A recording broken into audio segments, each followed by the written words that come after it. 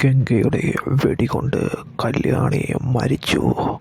അതെ, ഏറെ ദുഃഖകരമായ വാർത്തയാണ് സംഭവിക്കാൻ പോകുന്നത്. ഗംഗയുടെ പ്രതികാരത്തിൽ കല്യാണി ഇല്ലാതാവുകയാണ് ചെയ്യുന്നത്. വേഷം മാറി ഗംഗ വീണ്ടും എല്ലാവരെയും തീർക്കാനിറങ്ങുന്നു. കാർത്തികയെ തീർക്കാനിറങ്ങുമ്പോൾ അതിൽ കല്യാണിയായിരുന്നു വീണു പോകുന്നത്. ഗംഗ കാർത്തികയെ തീർക്കാൻ വേണ്ടി വെടിവെക്കുന്നു.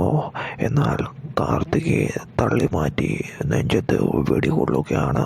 അങ്ങനെ കല്യാണിക്ക് ഗുരുതര നിലയിൽ കല്യാണിയെ ആശുപത്രിയിലെത്തിക്കുന്നു. ഗംഗ അവിടുന്ന് ഓടി രക്ഷപ്പെടുകയാണ് ചെയ്യുന്നത്. ഗുരുതര നിലയിൽ ആശുപത്രിയിലെത്തിക്കുന്ന കല്യാണിക്ക് ശ്വാസതടസ്സം നേരിടുന്നു. വളരെ ഘട്ടത്തിലൂടെയാണ് കല്യാണി കടന്നു പോകുന്നത്. കല്യാണി മരണത്തിലേക്ക് എന്ന് വിദഗ്ധ പരിശോധനകൾക്ക് ശേഷവും അങ്ങനെ ശസ്ത്രക്രിയകൾക്ക് ശേഷവും കിരണോട് പറയുകയാണ് ബന്ധപ്പെട്ട അധികാരികൾ.